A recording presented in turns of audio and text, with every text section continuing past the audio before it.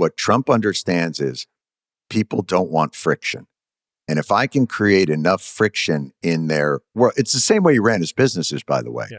Like what he would do to contractors, he would pay them about 75% to 80% of what he owed them, knowing that the hassle and the friction that they would need to go through to get that last bit. So he got himself a savings. And that's the way he's approaching this entire country. Look, he's calling for a settlement with Fox. You've seen that this week, right? Yes. He said this week, he said Fox wants to settle with him.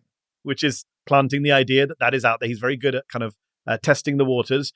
Rupert Murdoch is an old pal of his, so he's obviously put him on the spot. We saw what happened in the Dominion case where they settled immediately when they realized Tucker Carlson's texts were going to come out in droves. And look, this is what corporate America, this idea that corporate America is going to save us is the most insane one of all. Fascism is indeed an alliance between the strong man and big business. Always has been. No question. Going back to Italy, Germany, etc. And that's what's so depressing about some of these corporations bending the knee. This idea that they're all being bullied into it isn't actually true. A lot of them are happy to go along with the anti-diversity stuff. They're happy to go along with the crackdowns on campuses if you're a university leader. They're happy to go along with kind of ending any kind of initiatives to fight racism. And of course, he rewards them with massive tax cuts, right? We just passed this big, beautiful or ugly bill. And who's going to benefit from that? The owners of the big tech companies and the social media giants, the owners of the corporate media outlets and the boards of those major networks. So he knows how to reward them and also how to bully them. It's a mixture of fear and greed on their part. You know, as we look at this and we think like, okay, this is a function of Donald Trump, but it's not. There's this ethno-nationalism that is arising. You know, you mentioned Modi and you mentioned Orban and Putin. It really feels like we moved from and it was never particularly stable. There was always conflagration wherever you went.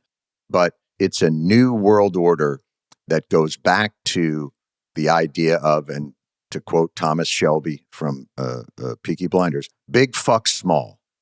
That this is about what you can get away with through your coercion and power and what limits. And now you're seeing him apply it mostly to former allies.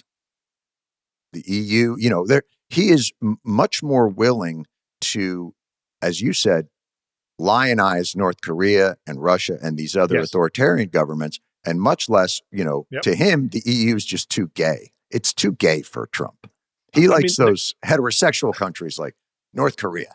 The classic example of that was, of course, Ukraine and Zelensky in the Oval Office, where he and Vance ganged up to berate Zelensky, but they would never dare to behave in that way in Putin's presence or speak about Putin when he's not in the room.